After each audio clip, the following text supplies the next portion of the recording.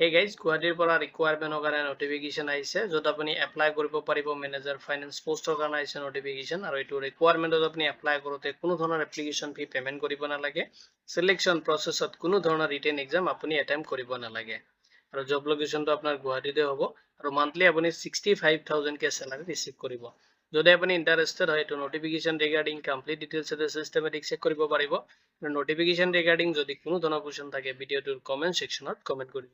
Within 48 hours ভিতৰত আপুনি job alert এছকে টিমৰ পৰা ৰেছপন্স পাব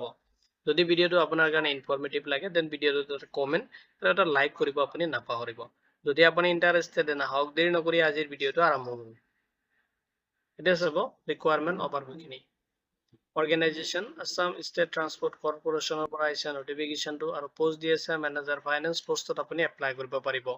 কিমানখিনি পোষ্ট আহিছে তে পোষ্টখিনি মেনশ্যন কৰা নাই যদি আপুনি ইণ্টাৰেষ্টেড হয় আৰু আপুনি ভাবি আছে মেনেজাৰ ফাইনেন্স পোষ্টত এপ্লাই কৰিব দেন আপুনি এপ্লাই কৰিব পাৰিব জব যিটো টাইপ হয় এইটো কণ্টেক্সচুৱেল হ'ব আৰু চিলেকশ্যন প্ৰচেছত আপুনি কোনো ধৰণৰ ৰিটেন এক্সাম এটেম্প কৰিব নালাগে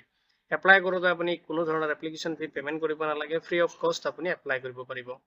এতিয়া চাব এপ্লাই কৰোঁতে আপুনি ইলিজিবিলিটি ক্ৰাইটেৰিয়াটো ফ'ল' কৰিব লাগিব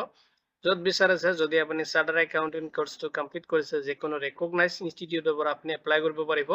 মেক্সিমাম যেটো এজ দি আছে 30 ইয়াৰ্স লৈকে আপুনি এপ্লাই কৰিব পাৰিব ৰেজিষ্টাৰ আপুনি যেটো এডভাৰটাইজমেন্ট ডেট দি আছে এইটো হিচাপত ক্যালকুলেশন কৰিব লাগিব আৰু আপোনাৰ লগতে বিচাৰিছে যদি আপোনাৰ কোনো ধৰণৰ তেনেকুৱা ৰিলেভেন্ট এক্সপেৰিয়েন্স আছে পোষ্টত আপুনি প্ৰেফাৰেন্সটো বেছিকৈ পাব যদি আপোনাৰ এক্সপেৰিয়েন্স নাই যদি আপুনি ফ্ৰেছাৰ্ছ কেণ্ডিডেট হয় তথাপি এপ্লাই কৰিব পাৰিব salary আপোনাৰ দি আছে আপুনি ৰিসিভ কৰে monthly যেটো remuneration হয় 65,000 কে আপুনি per month ৰিসিভ কৰিব আৰু আপোনাৰ যেটো কন্টেক্ট হয় এটো 11 মান্থৰ কাৰণে হ'ব যদি আপোনাৰ পাৰফৰম্যান্সটো ভাল থাকে তো যেটো কন্টেক্ট থাকিব এটো আপোনাৰ এক্সটেন্ড কৰি দিয়া হ'ব ডকুমেন্টস লাগিব কি কি ডকুমেন্টস আপুনি এপ্লাই কৰোতে লাগিব এখিনি সব আপোনাৰ educational qualification certificate and marksheet খিনি আপোনাৰ লাগিব লগতে যদি আপোনাৰ তাত এক্সপেৰিয়েন্স সাৰ্টিফিকেট আছে লাগিব আৰু যদি আপোনাৰ তাত এক্সপেৰিয়েন্স সাৰ্টিফিকেট নাই এটো আপোনাৰ নালাগে আদাৰ ৰিলেভেন্ট ডকুমেন্টস খিনি আপুনি তাৰ লগত গাঁঠি দিব লাগিব লগতে যদি আদাৰ্স ডকুমেন্টস খিনি থাকে যেখিনি সাপোৰ্টিং যদি ধৰক আপোনাৰ আইডি প্ৰুফ এড্ৰেছ প্ৰুফ আপুনি তাতে শো কৰাব পাৰিব সিলেকশ্যন প্ৰসেছত আপোনাৰ ওয়াৰ্কিং ইন্টাৰভিউ হ'ব কোনো ধৰণৰ ৰিটেন এক্সাম নহয় যিখিনি ক্যান্ডিডেট শৰ্টলিস্টেড হ'ব এপ্লাই কৰাৰ পিছত সেইখিনি ক্যান্ডিডেট আপোনাক মেইলৰ থ্ৰু এন্ড আপোনাৰ যেটো মোবাইল নাম্বাৰ থাকিব ভ্যালিড মোবাইল নাম্বাৰ হেতু থ্ৰু আপোনাক ইনফৰ্ম কৰি দিয়া হ'ব আপুনি তাতে ইন্টাৰভিউ ফেস কৰিব লাগিব আদাৰ ইম্পৰ্টেন্স পইণ্ট খিনি চাব আপুনি যেতিয়া ইন্টাৰভিউ ফেস কৰিব তাৰ কাৰণে আপোনাক টিএডিএ প্ৰভাইড কৰা নহব আৰু যিখিনি ক্যান্ডিডেট মানে আপোনাৰ সিলেক্ট হ'ব ইয়াতৰ লগত মানে যেতিয়া মানে ইন্টাৰভিউ খিনি হ'ব আৰু যিখিনি ক্যান্ডিডেট সিলেক্ট হ'ব ইয়াতৰ মাজত এটা এগ্ৰিমেন্ট কৰা হ'ব আৰু যিখিনি ক্যান্ডিডেটে মানে আপোনাৰ ভিজিট কৰিব ইন্টাৰভিউ কাৰণে তেওতে কেয়াৰফুলি অৰিজিনাল ডকুমেন্টস খিনি সাপোৰ্টিং ডকুমেন্টস খিনি লগত লৈ যাব লাগিব ইম্পৰ্টেন্ট ডেটস খিনি চাব ওয়াৰ্কিং ইন্টাৰভিউ ডেট দি আছে 20 আগষ্ট 2026 ত আপুনি ওয়াৰ্কিং ইন্টাৰভিউ ফেস কৰিব লাগিব টাইম 11 am ৰ পৰা ষ্টাৰ্ট হ'ব আপোনাৰ ইন্টাৰভিউ